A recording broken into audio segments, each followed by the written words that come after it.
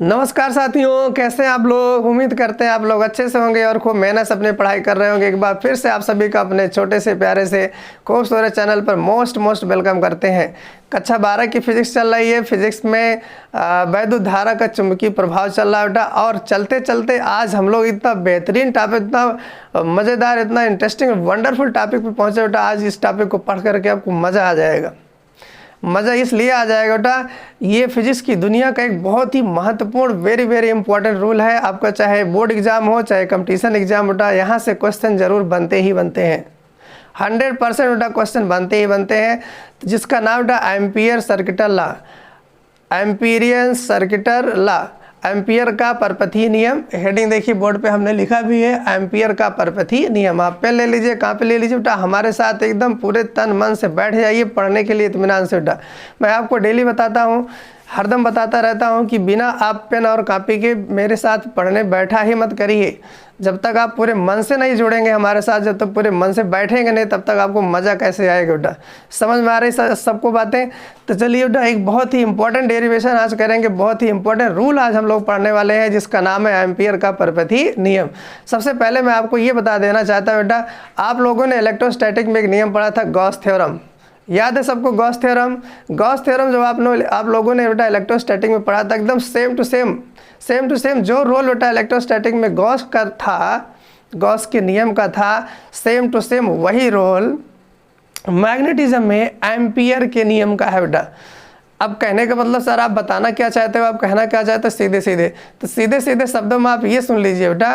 Gauss ने क्या किया था, इलेक्ट्रिक फील्ड का कैलकुलेशन करवाया था। जिस इलेक्ट्रिक फील्ड का कैलकुलेशन करने के लिए बेटा 3 पेज 4 पेज लग जाते थे, with the help of Gaussian theorem आपने क्या देखा था, सिर्फ 2 या 3 लाइन में ही वो डेरिवेशन बेटा कंप्लीट हो जाता था। मतलब फिजिक्स बहुत आसान हो गई थी पढ़ना और उससे समझना with the help of Gaussian theorem. Like just बेटा एकदम उसी तरीके से एम्पियर के नियम से बेटा मैग्नेटिक फील्ड का कैलकुलेशन इतना आसान हो गया कि जिस डेरिवेशन को करने के लिए 3 से 4 पेज लग जाते थे, उसी को बेटा करने के लिए सिर्फ 3 या 4 लाइन में ही पूरा डेरिवेशन कंप्लीट हो जाता है। अब आपको यकीन नहीं हो रहा होगा सर इतना बड़ा जादू है एम्पियर नियम के। हाँ बेटा इतना बड़ा जादू है। अभी आप जान जाएंगे जब हम एम्पियर का नियम पढ़ा लेंगे, उसके बाद उसका एप्लीकेशन सिखाएंगे। बहुत बेहतरीन एप्लीकेशन आपके सिलेबस में है बेटा एम्पियर के नियम का। अभी उसको हम सिखाएंगे तो आपको मज़ा आएगा पढ़ करके समझ करके। चलिए सबसे पहले बेटा आप हेडिंग लिख लीजिए, एम्पियर का परपथीय नियम। आप हेडिंग क्या बनाएंगे, एम्पियर का परपथीय नियम। एम्पियर का परपथीय नियम समझने से पहले बेटा आपको कुछ बेसिक चीज़ें आपको हम समझा देते हैं। जैसे ये कोई सीधा धारावाही चालक तार है, बोर्ड पे दिख रहा है सीधा धारावाही चालक तार है और इसमें करंट आई फ्लो हो रही है। ये सीधा धारावाही चालक तार है, इसमें करंट क्या फ्लो हो रही है, आई। तो अगर किसी भी धारावाही चालक तार बेटा करंट फ्लो होती है, किसी भी सीधे धारावाही चालक तार में, सीधा हो या किसी भी शेप का हो भैया, अगर उसमें करंट फ्लो हो रही है तो अपने आसपास क्या बना लेगा बेटा, चुंबकीय क्षेत्र बना लेगा। आर यू श्योर बेटा, आर यू श्योर? क्योंकि कोई भी कंडक्टर है उसमें अगर धारा फ्लो हो रही है तो अपने आसपास क्या बना लेगी, मैग्नेटिक फील्ड। इसको सबसे पहले किसने देखा था, याद है किसी को बेटा? याद है, याद होना चाहिए, हर किसी को याद होना चाहिए। जी हाँ बेटा, सबसे पहले ऑरेस्टेड ने एक्सपेरिमेंट देखा था कि अगर कोई धारा जा रही है, किसी चालक तार में धारा फ्लो हो रही है, तो उसके आसपास जो मैग्नेटिक निडल होती है, चुंबकीय सुई होती है, वो विक्षेपित हो गई थी। तो इससे पता चला था कि कोई भी करंट कैरिंग कंडक्टर है तो उसके आसपास मैग्नेटिक फील्ड बनता है। अब रही बात बेटा इसकी डायरेक्शन इंपॉर्टेंट बेटा। तो इसके डायरेक्शन ज्ञात करने के लिए इसके पहले वाले वीडियो लेक्चर में हमने आपको बेटा कराया है दाहिने हाथ का नियम। क्या कराया है, दाएं हाथ का नियम बेटा।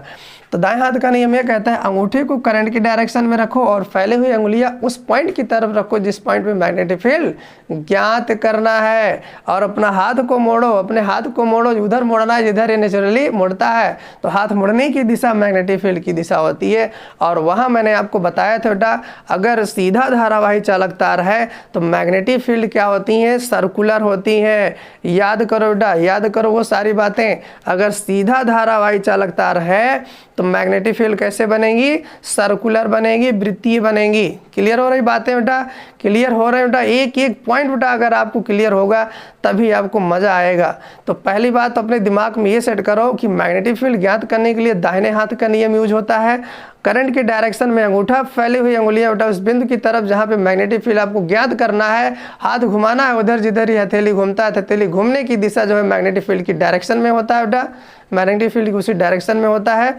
समझ में आ रही बातें। अगर सीधा चालक तार है, कैसा चालक तार है, सीधा, तो मैग्नेटिक फील्ड सर्कुलर बनती है।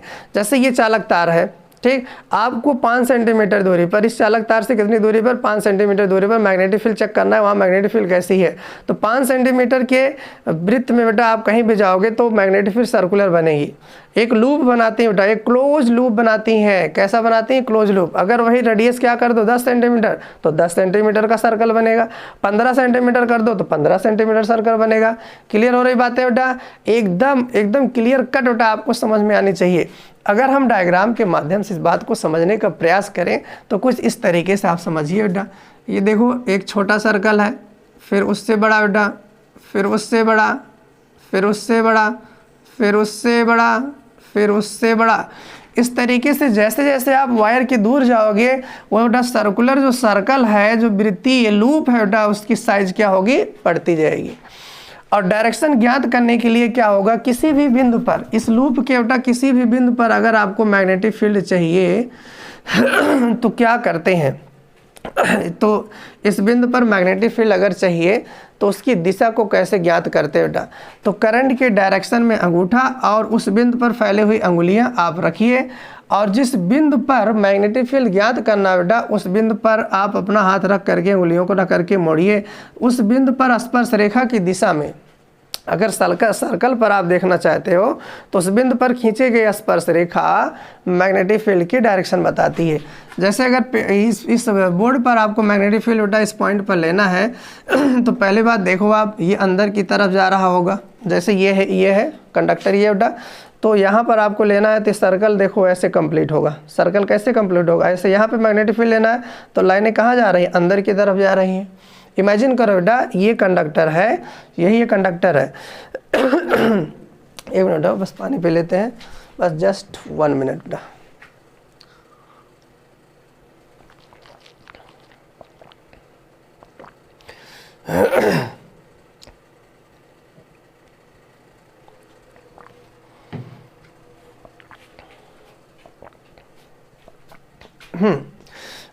ओके बेटा, देखिए आप लोग, जैसे ये कंडक्टर है, ठीक, और इस पॉइंट पर आपको मैग्नेटिक फील्ड बेटा लेना है तो ये ऐसे लूप अपना कंप्लीट करेंगी।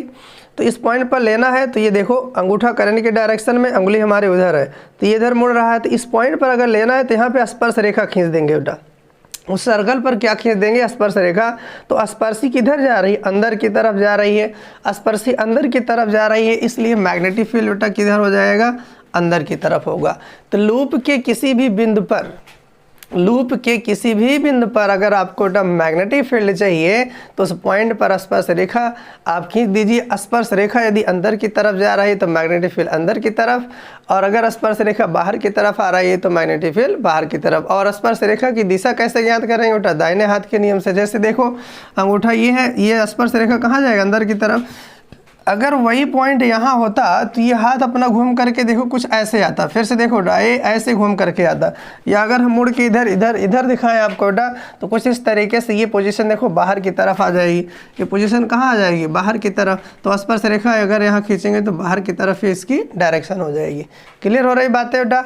अब एम्पियर ने क्या बताया, एम्पियर ने सिंपली ये कहा कि किसी भी बिंदु पर जो मैग्नेटिक फील्ड है बेटा, मैग्नेटिक फील्ड है, इसको चुंबकीय क्षेत्र प्रेरण भी कहते हैं, चुंबकीय क्षेत्र की तीव्रता भी कहते हैं। किसी भी लूप के किसी भी बिंदु पर, ध्यान से समझना बेटा, एम्पियर का रूल क्या है, स्टेटमेंट क्या है, वो मैं आपको बता रहा हूँ। एम्पियर ने मैथमेटिकली ये कैलकुलेट किया, एम्पियर ने बेटा कैसे कैलकुलेट किया, मैथमेटिकली ये कैलकुलेट किया। किसी भी बिंदु पर मैग्नेटिक फील्ड और उस बिंदु पर डीएल का क्लोज इंटीग्रेशन अगर करेंगे तो ये होता है म्यू नॉट। और ये जो लूप है ना बेटा, इसके क्षेत्रफल के अंदर से कितनी करंट पास हो रही है उसका मल्टीप्लिकेशन के बराबर होता है। तो close integration of B dot D L बराबर म्यू नॉट इंटू आई। यहाँ आई क्या है, इस लूप के क्षेत्रफल, इस लूप के क्षेत्रफल से कितनी करंट इसके अंदर से जा रही है, आप ऐसे सिंपली समझिए, इस लूप के अंदर से कितनी करंट पास हो रही है वो है आई। और म्यू नॉट तो आप जान ही रहे हैं बेटा, परमेबिलिटी या फ्री स्पेस है, मैग्नेटिक परमेबिलिटी या फ्री स्पेस चुंबकशीलता है। अब इसको कहते हैं बेटा चुंबकीय क्षेत्र प्रेरण का रेखीय समाकलन। चुंबकीय क्षेत्र प्रेरण का रेखीय समाकलन बंद लूप के अंदर से पास होने वाली धारा का म्यू नॉट आई गुना होता है। तो ये बेटा इसका मैथमेटिकली फार्मूला है। तो पहले इसका स्टेटमेंट लिखेंगे, तो आप बेटा मेरे साथ पहले सुन लीजिए फिर उसके बाद लिखिएगा। अभी ये फार्मूला हम फिर से लिख दे रहे हैं, एक बार फिर से बेटा डायग्राम बना दे रहे हैं। तो आई होप, उम्मीद करते हैं आपको ये अच्छे से समझ में आया होगा। अभी इसका प्रूफ भी लेते हैं और भी बेहतरीन तरीके से समझ में आएगा। तो चलिए सबसे पहले बेटा हम इसका स्टेटमेंट लिख लेते हैं। स्टेटमेंट क्या है देखिएगा, चुंबकीय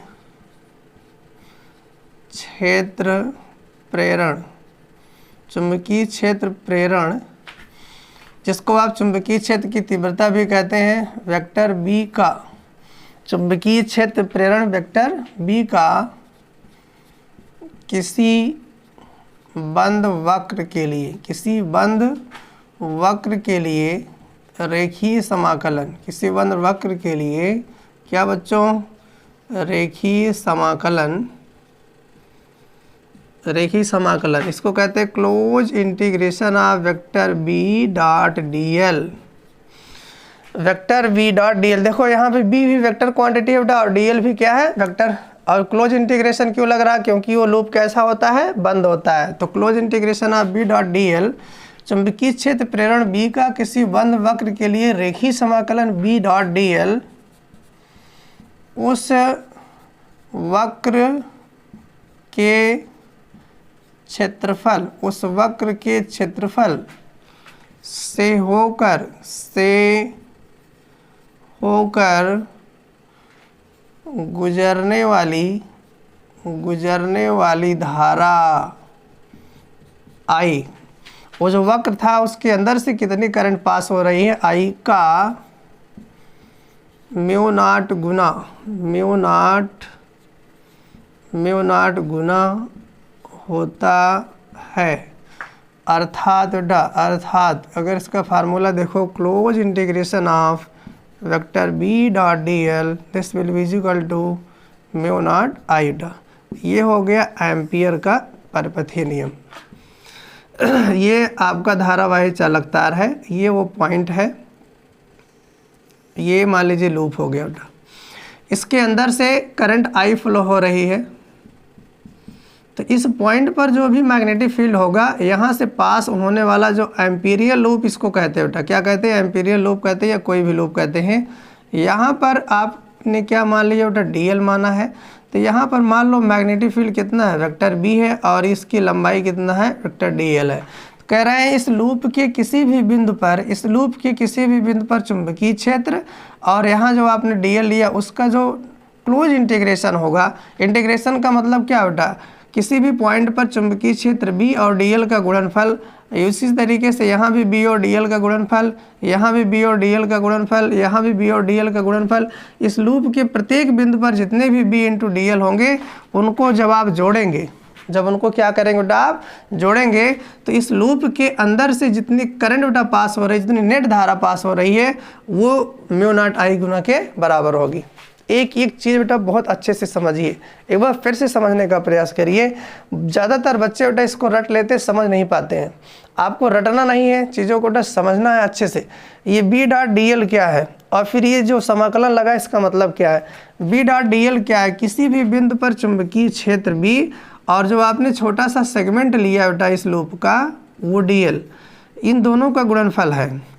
बी डॉट डी एल इन दोनों का गुणनफल। इसी तरीके से अब आप यहाँ आओगे दूसरी जगह, तो यहाँ भी कुछ ना कुछ मैग्नेटिक फील्ड होगी और कुछ ना कुछ बेटा डी एल होगा, तो वहाँ का गुणनफल, तो ये दूसरा बी डी एल हो जाएगा। और जब यहाँ आओगे तो वहाँ का गुणनफल बी डी एल हो जाएगा। इसी तरीके से इस लूप पर जितने भी बी डॉट डी एल है, जब आप क्या करोगे, उसको जोड़ दोगे।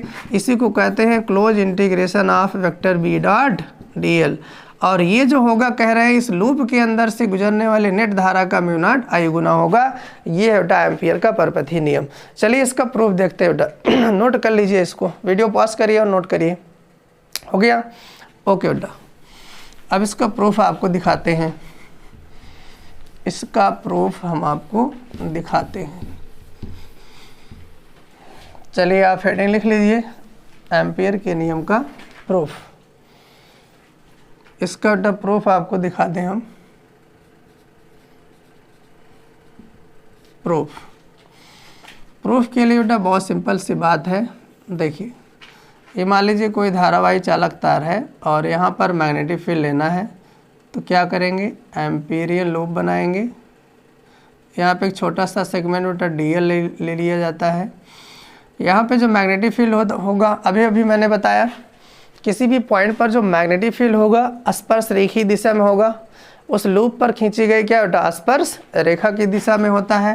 तो यहाँ अगर स्पर्शी खींचेंगे तो इस तरीके से बेटा डेल्टा बी की दिशा होगी और इसी दिशा में आपका क्या है वेक्टर डीएल, तो थीटा कितना हो जाएगा, 0। ध्यान से समझिए बेटा, हर एक चीज़ पर आपका ध्यान होना चाहिए, दिमाग होना चाहिए। तो ये जो सर्कल होता है, सर्कल के किसी भी बिंदु पर जो मैग्नेटिक फील्ड होती है वो स्पर्श रेखी दिशा में होती है, और जो डीएल होता है बेटा वो भी स्पर्श रेखी दिशा में होता है। तो दोनों यहाँ पर सेम डायरेक्शन में हो गए हैं, तो थीटा कितना हो जाएगा, 0 हो जाएगा। क्लियर है बेटा? अब ये जो चालक तार है, इसमें जो धारा फ्लो हो रही है, ये यहाँ पर मैग्नेटिक फील्ड बनाएगा, और इस चालक तार के कारण बेटा हमने ऑलरेडी मैग्नेटिक फील्ड पढ़ रखा है। इस चालक तार की वजह से कितनी मैग्नेटिक फील्ड बनती है, इसको ऑलरेडी हम लोगों ने पढ़ रखा है। तो किसी धारावाही चालक तार के कारण इसकी लंबाई कितना बेटा, इन्फिनाइट। इसके लंबाई को हम क्या मान के चल रहे हैं, इन्फिनाइट लेंथ को मान के चल रहे हैं। मान लीजिए ये इन्फिनाइट लंबाई का है। इन्फिनाइट लंबाई की वजह से, इन्फिनाइट लंबाई के धारावाही चालक तार की वजह से स्मॉल आर दूरी पर, मान लीजिए डिस्टेंस कितना है, स्मॉल आर दूरी पर कितना मैग्नेटिक फील्ड बनता है, उसका फार्मूला देखो। मान लीजिए ये बिंदु क्या है बेटा, पी है। यहाँ लिख दे रहे हैं इसको, धारावाही चालक के कारण बिंदु P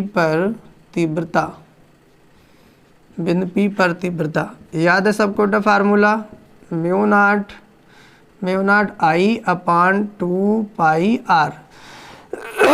याद है सबको? सॉरी बेटा। अनंत लंबाई के चालक तार के कारण स्मॉल आर दूरी पर मैग्नेटिक फील्ड की जो इंटेंसिटी होती है, यही तो होती है। याद है सबको? ये हो गया B बराबर mu not I upon 2 pi R. Clear? यहाँ पे हम लोगों ने क्या देख लिया बेटा, मैग्नेटिक फील्ड देख लिया।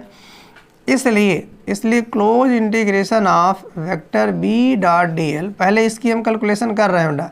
ये जो नियम है, एम्पियर का नियम है, close integration of B dot D L बराबर म्यू नॉट बेटा आई। यहाँ दिख रहा है सबको? इसका बेटा लेफ्ट साइड हल करते हैं। 1 मिनट बेटा पानी पीते हैं, गला सूख जाता है जल्दी से।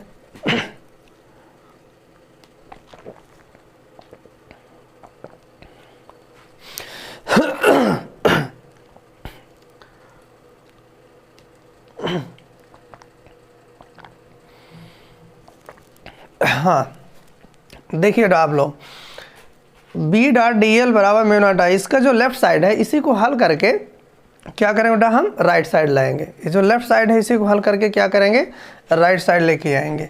तो देखिए आप, close integration of B dot D L, ये कितना हो जाएगा, बराबर ये हो जाएगा B D L cos theta. भाई A डॉट B क्या होता है, A B cos theta. A dot B क्या होता है बच्चों, A B cos theta. A dot B क्या होता है, A B कॉस थीटा। याद है ना सबको? थीटा क्या है, वेक्टर B और डी एल के बीच का एंगल। तो B और डी एल के बीच का एंगल कितना, थीटा बराबर 0। तो यहाँ रख दिया जाए थीटा के स्थान पे 0, B डी एल कॉस 0। अब देखो B तो है कांस्टेंट, B क्या है बच्चों, कांस्टेंट, ये हो जाएगा बाहर। Close integration D L cos 0 का मान कितना, 1। कॉस 0 कितना होता है, 1। अब आप ध्यान से समझिए, डीएल देखो, डीएल क्या है, इस सर्कल का एक पॉइंट है। अगर इसको इंटीग्रेट करेंगे, छोटी सी लंबाई को इंटीग्रेट करेंगे, इसका पूरा परिधि मिल जाएगा। तो परिधि क्या होती है सर्कल की? 2πr होती है। अब यहाँ अगर हम b का मान रख दें बेटा, समीकरण 1 से b का मान अगर हम रख दें तो b के स्थान पे म्यू नॉट आई के का मतलब इस तरीके से सिंबल लिख दे रहे हैं बेटा, mu not I upon 2πr, और यहाँ पे कितना है 2πr। तो 2πr से बेटा 2πr हो जाएगा कैंसिल। तो इधर क्या बचा था? Close integration of vector b dot dl this will be equal to mu not क्या बच्चों? आई। बोलो सबको समझ में आया यहाँ तक? ये देखो प्रूफ हो गया कि नहीं? यही तो है एम्पियर का नियम था, close integration of b dot dl बराबर म्यू नॉट आई। इतना खूबसूरत बेटा इसका डेरिवेशन है, और ये इतना बेहतरीन नियम है, इतना अच्छा नियम है। अभी इसके एप्लीकेशन पर बेटा आ रहे हैं, आप कहीं जाइए मत, पूरा वीडियो देखिएगा बेटा। इसके एप्लीकेशन में यहाँ से सवाल बनते हैं, आपके बोर्ड पेपर में भी सवाल आएगा और कंपटीशन में भी यहाँ से सवाल आते बेटा। इसको वीडियो को आप पॉज करिए और इसको जल्दी से नोटिए बेटा, जल्दी से नोट करिए, और फिर बढ़ते हैं इसके एप्लीकेशन की तरफ। ओके, नोट करिए जल्दी से। चलिए, नोट हो गया बेटा इतना। अब हम लोग पढ़ेंगे बेटा एम्पियर के नियम का अनुप्रयोग। बहुत ही बेहतरीन, बहुत ही इंपॉर्टेंट बेटा इसका एप्लीकेशन है। चलिए, पहली हेडिंग क्या है? अनंत लंबाई के रिज रेखीय धारावाही चालक तार के कारण उत्पन्न चुंबकीय क्षेत्र। आप पहले हेडिंग बनाइए। सबसे पहले हेडिंग आप लिखेंगे अनंत लंबाई के रिज रेखीय धारावाही चालक तार के कारण उत्पन्न चुंबकीय क्षेत्र। तो ये देखिए, अनंत लंबाई के धारावाही चालक तार के कारण उत्पन्न चुंबकीय क्षेत्र, इसके पहले इसका डेरिवेशन हम लोगों ने बेटा करके रखा है, और वो डेरिवेशन इतना खतरनाक था, इतना लंबा था, बहुत सारे बच्चे उसमें परेशान हो जाते हैं। लेकिन आपको बेटा परेशान होने की ज़रूरत नहीं, यहाँ तो बहुत सिंपल तरीके से इसका डेरिवेशन हो जाएगा। यही तो मैंने बोला था बेटा, ये एम्पियर के नियम का जादू है कि बड़े बड़े कैलकुलेशन को बहुत सिंपल बना देता है बेटा। This is the magic of amperian rules. यही एम्पियर के नियम का जादू है। ये बहुत बड़े बड़े कैलकुलेशन को बस 2 या 3 लाइन में आ जाता है, ये ला के रख देता है रिजल्ट। तो एम्पियर के नियम का एप्लीकेशन लगाने के पहले हम आपको कुछ बेटा ट्रिक बता रहे हैं, कुछ जुगाड़ बता रहे हैं।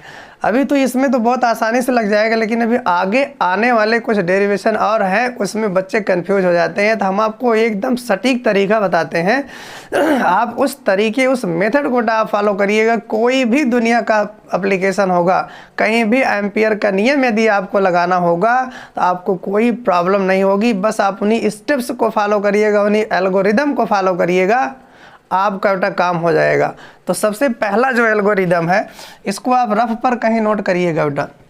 एम्पियर के नियम को लगाने का जो सबसे पहला तरीका है, जो सबसे पहला मेथड है, जो कैसे, जैसे बच्चा सोचता है कि हम शुरुआत कहाँ से करें, एम्पियर के नियम को लगाना है तो हम शुरुआत कहाँ से करें। तो शुरुआत कहाँ से करें? देखिए बेटा, पहला पॉइंट है स्टेप फर्स्ट में आपको क्या सोचना है। स्टेप फर्स्ट में क्या सोचना है? स्टेप फर्स्ट, सबसे पहले इसको आप रफ पर लिख लीजिएगा। सबसे पहले एक एम्पिरियन क्या करते हैं बेटा? एम्पिरियन लूप खींचते हैं। सबसे पहले क्या करते हैं बेटा? एम्पिरियन लूप खींचते हैं। एम्पिरियन लूप क्या होता है? इसके पास ये जो एम्पिरियन लूप खींचते हैं बेटा, उसमें 2 विशेषताएं होनी चाहिए। क्या विशेषताएं होनी चाहिए? 2 विशेषताएं। पहली विशेषता क्या है? यह सममित होना चाहिए। क्या होना चाहिए बेटा? सममित होना चाहिए। अब सर और कठिन बता दिए। अब सममित होने का क्या मतलब होता है? सममित होने का मतलब क्या होता है? थीटा बेटा कांस्टेंट रहे, उस लूप के प्रत्येक बिंदु पर थीटा क्या रहे? कांस्टेंट रहे, और बी भी क्या रहे? कांस्टेंट रहे। अभी सब इसको जो एप्लीकेशन हम बताएंगे ना बेटा, उसमें सारे स्टेप को आपको समझाते हुए चलेंगे। पहले यहाँ पर आप नोट कर लीजिए। तो सबसे पहले एम्पिरियन लूप खींचते हैं, और जहाँ पर बेटा थीटा और बी कांस्टेंट होता है उसे सममित एम्पिरियन लूप के नाम से जानते हैं। पहला पॉइंट हो गया। इसके बाद क्या होता है बेटा? दूसरा पॉइंट है क्या है? एम्पिरियन लूप पर कहाँ पर बेटा? अच्छा हाँ, इसमें एक बात और बेटा, दूसरी जो बात है इसको तो हम छोड़ ही दे रहे थे। एम्पिरियन लूप जो खींचेंगे, पहला तो सममित होना चाहिए, दूसरा उस बिंदु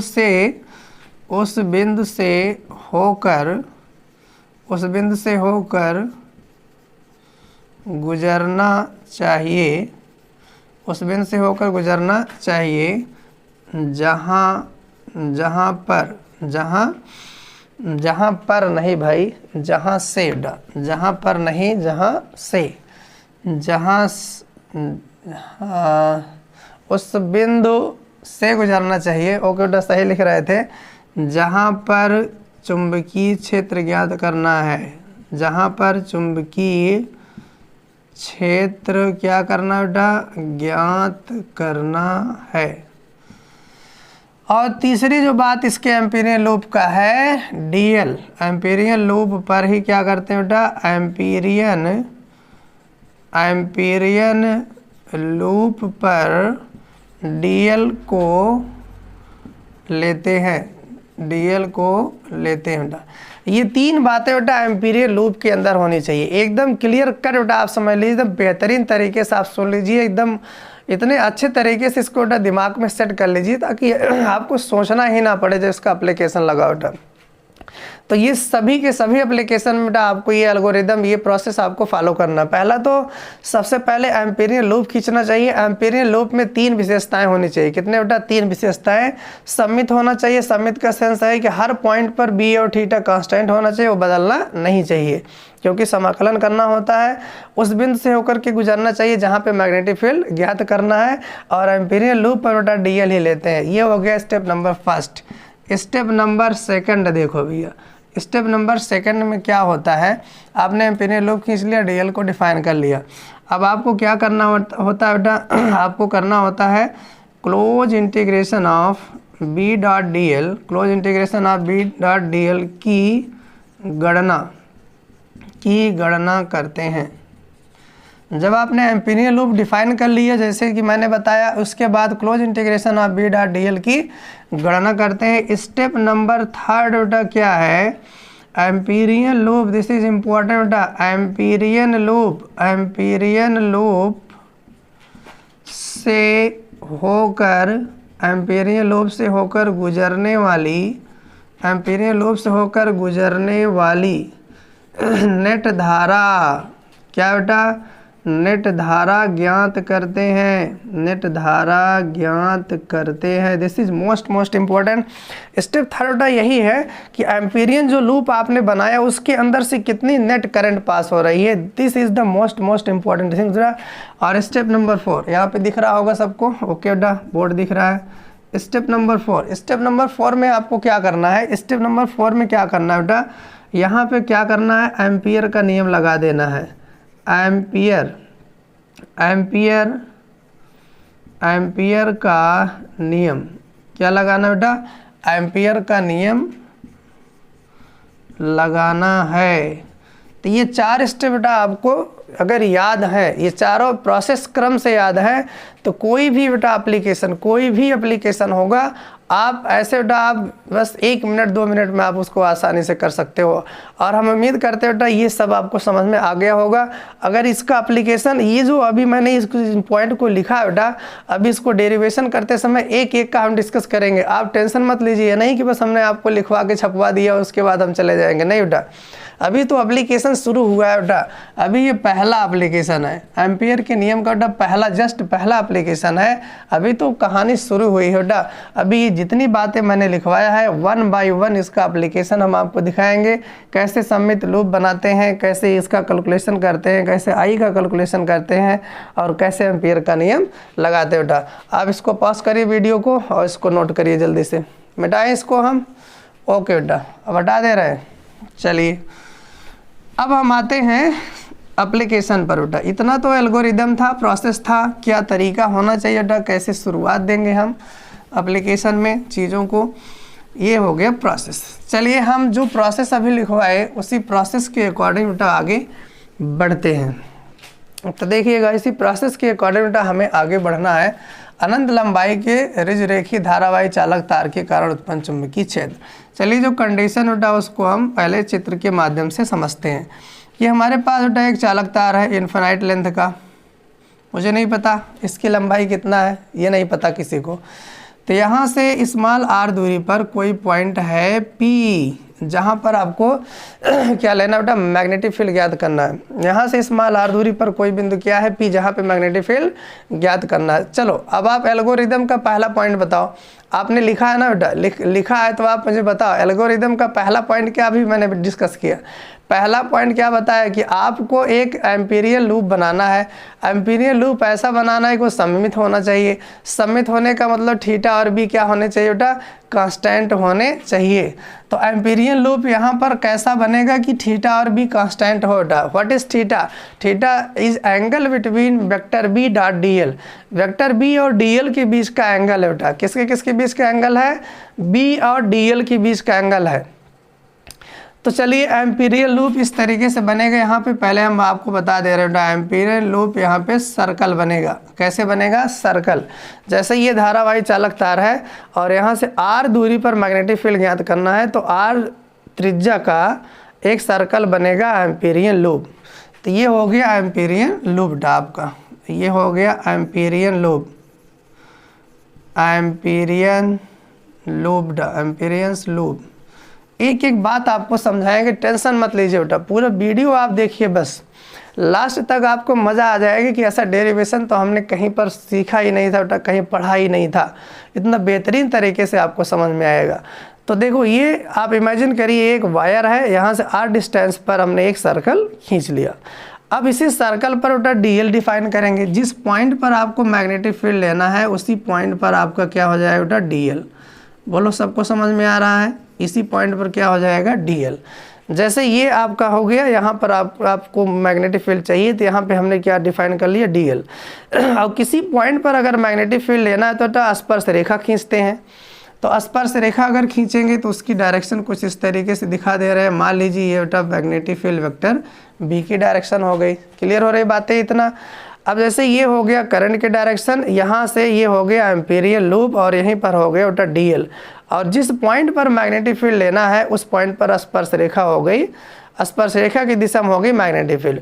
अब आप मुझे बताइए बेटा ये सममित है कि नहीं है? सममित है कि नहीं है, इसको कैसे चेक करेंगे? सममित है कि नहीं इसको चेक करने के लिए थीटा और हमको बी की वैल्यू चेक करना पड़ेगा बेटा। अब देखो ये जो लूप है, सर्कुलर जो लूप है, आप किसी भी पॉइंट पर आप जाओगे बेटा, बहुत ध्यान से समझिएगा। किसी भी पॉइंट पर अगर हम चलेंगे तो क्या आर की वैल्यू बदलेगी? क्या बेटा आर की वैल्यू बदलेगी? नो, क्योंकि बेटा आप क्या कर रहे हो, सर्कल पे चल रहे हो ना। सर्कल एक ही है, त्रिज्या सेम आपने रखा है, तो आर की वैल्यू नहीं बदलेगी। यदि आर की वैल्यू नहीं बदली, यदि r की वैल्यू नहीं बदली, इसका मतलब क्या हो गया बेटा, r आपका हो गया कांस्टेंट। r क्या हो गया, कांस्टेंट। ये पहली बात समझ में आया। अच्छा क्या थीटा की वैल्यू बेटा बदलेगी? यहाँ थीटा की वैल्यू कितना होगी आप बता सकते हो? Theta will be 0। अभी इसके पहले वाले भी केस में हम लोगों ने डिस्कस किया था। ये देखो ये धारा है और ये लूप है बेटा, dl और वेक्टर भी। आप दाएं हाथ का नियम लगाओगे, जिस दिशा में dl है उसी दिशा में मैग्नेटिक फील्ड भी आएगी, तो थीटा कितना हो जाएगा, 0।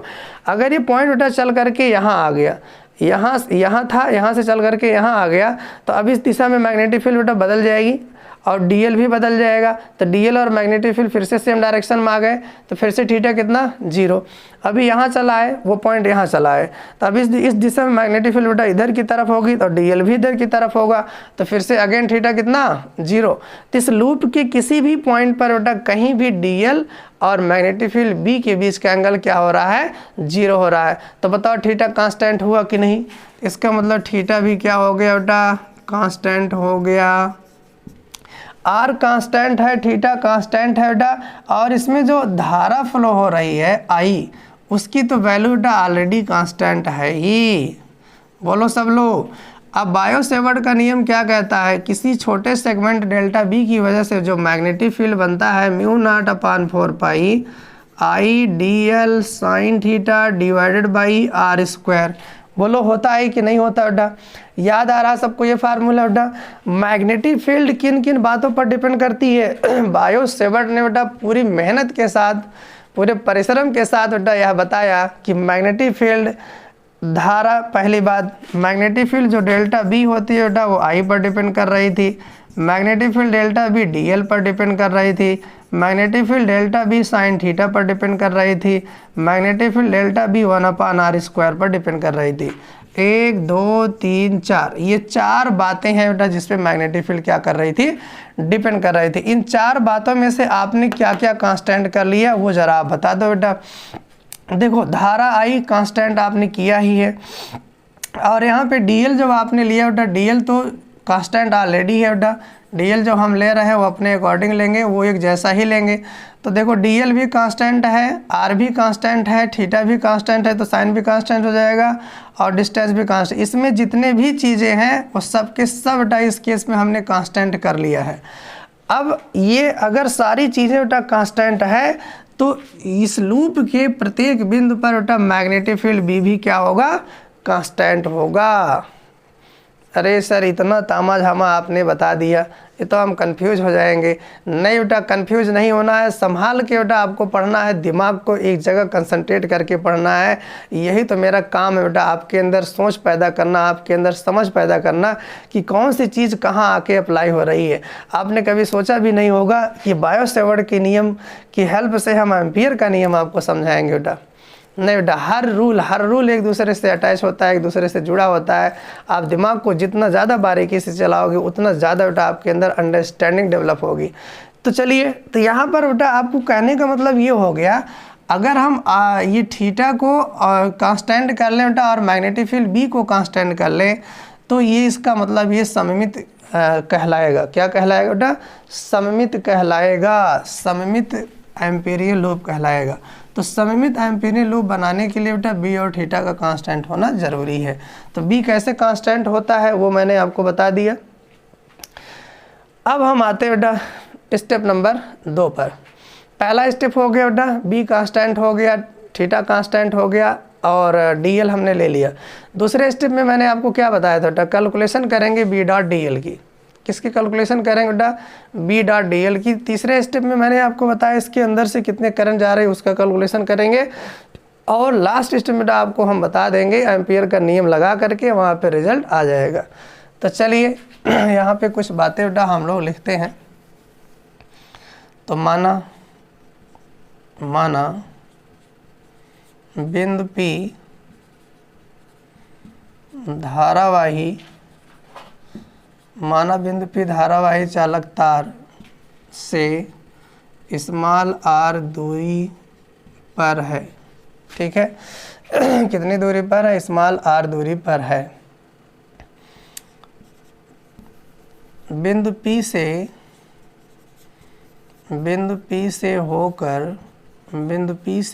होकर गुजरने वाला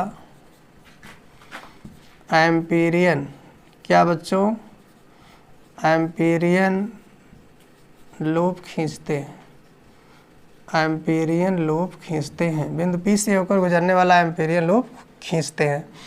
इसलिए close integration of V dot DL बराबर क्या हो जाएगा, close integration of V DL cos 0।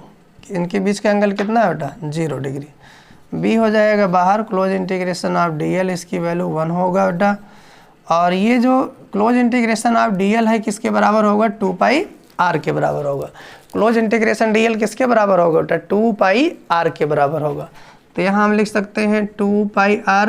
किसी कोई दिक्कत बेटा, close integration of vector B dot DL कितना आया, 2 पाई R, ये हो गया। अब इसके बाद बेटा आप बताओ, अब करंट I की कैलकुलेशन करना है। आप मुझे बताओ ये जो लूप आप देख रहे हो इसके अंदर से कुल कितनी करंट फ्लो हो रही है, I एक ही बेटा वायर है। आप समझिए इस लूप के अंदर से एक ही तार गया है, एक ही धारावाही चालक तार गया है और उसमें कितनी करंट फ्लो हो रही है, I। अगर इसके अंदर से 2 वायर ऐसे गया होता, ध्यान से समझना बेटा, I की कैलकुलेशन करने का सेंस क्या है वो मैं आपको बता दे रहा हूँ। इसके अंदर से एक वायर गया है, तो इसमें कितनी करंट है, I। मान लो सपोज दैट इसके अंदर से 2 वायर ऐसे गया होता, तो इसके अंदर जो ये लूप है तो नेट करंट कितना होती, 2I, अगर दोनों की डायरेक्शन सेम होती। अगर इसके अंदर 3 वायर होता, ऐसे 3 तार बेटा इसके अंदर से जाते इस लूप के अंदर से, और तीनों में करंट की डायरेक्शन सेम होती, तो नेट करंट कितना हम मानते, 3I मानते। कितना मानते बेटा, 3I। मान लीजिए सपोज दैट इस एम्पीरियल लूप के अंदर से 10 फेरे हैं। एग्जाम्पल बेटा आप अच्छे से समझिएगा, कैलकुलेशन, करंट की कैलकुलेशन अभी समझिएगा, अभी आगे और भी बेहतर तरीके से आएगा। इस एम्पीरियल लूप के अंदर 10 फेरे हैं ऐसे तार के। जिसमें से 6 में करंट ऊपर जा रही है और 4 में करंट नीचे आ रही है। ध्यान से सुनो बेटा, फिर से सुनना उदाहरण, आप याद करो इसको। मैं आपसे एक सवाल करने वाला हूँ, तभी आपको, अगर आप सवाल का जवाब देंगे तो मज़ा आएगा बेटा। ये एम्पीरियन लूप है, इसमें 10 वायर हैं, 10 तार ऐसे लगे हुए हैं बेटा। तो 6 में करंट ऊपर जा रही है और 4 में करंट नीचे आ रही है। क्या मैंने बोला? 6 में करंट ऊपर जा रही है और 4 में करंट नीचे आ रही है। तो बताओ इस लूप के अंदर नेट करंट कितना हो जाएगी? 6 ऊपर और 4 नीचे बेटा। तो ऊपर जाने वाली को प्लस मान लो और नीचे जाने वाली को माइनस मान लो। तो 6 - 4, तो नेट करंट कितना हो जाएगी बेटा? 2। 6 - 4 बराबर क्या होगा? 2। ये होती है करंट की बेटा कैलकुलेशन। समझ में आया? अभी यहाँ तो एक ही वायर है, एक ही वायर अभी ऊपर की तरफ जा रहा है, तो नेट करंट कितना हो जाए बेटा? आई। अभी ये सब आगे और भी बेहतरीन तरीके से बेटा आएंगे। अब हम डायरेक्ट क्या लगा सकते हैं? एम्पियर का नियम बेटा। स्टेप नंबर 4, एम्पियर के नियमानुसार, एम्पियर के नियमानुसार एम्पियर ने क्या कहा था बेटा? Close integration of B dot D L this will be equal to mu not I. तो ये कितना आया है? b इंटू 2πr बराबर किसके बेटा? म्यू नॉट आई के। यहाँ दिख रहा बोर्ड, तो यहाँ से b बराबर कितना हो जाएगा? b बराबर हो जाएगा, देखिए बेटा, mu not I divided by 2πr। b बराबर mu not I divided by 2πr। यही तो बेटा फार्मूला होता है, b बराबर mu not I divided by 2πr। यही तो फार्मूला होता है ना, अनंत लंबाई के चालक तार के कारण बेटा यही तो फार्मूला बना था। इस तरीके से बेटा हम लोगों ने एम्पियर के नियम का बेटा पहला एप्लीकेशन देख लिया। एम्पियर के नियम का बेटा पहला एप्लीकेशन हम लोगों ने देखा, और उम्मीद करते बेटा आप सबको बहुत बेहतरीन तरीके से ये समझ में भी आया होगा।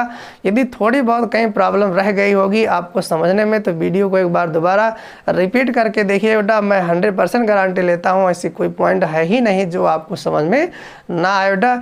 अब आज इस वीडियो लेक्चर में बस इतना ही बेटा। मिलेंगे फिर दोबारा दूसरे वीडियो लेक्चर में। और जैसा कि हर बार मैं आपको कहता हूँ बेटा, इस बार भी कह रहा हूँ, यदि आपको हमारे वीडियो पसंद आ रहे हैं, हमारी मेहनत बेटा आपको पसंद आ रही है, तो आप मेरे लिए एक छोटा सा काम करिएगा, ज़्यादा से ज़्यादा लोगों को वीडियो बेटा शेयर करिएगा, और हमारे इस चैनल को बेटा सब्सक्राइब करिएगा, और लाइक और शेयर करना ना भूलिए बेटा।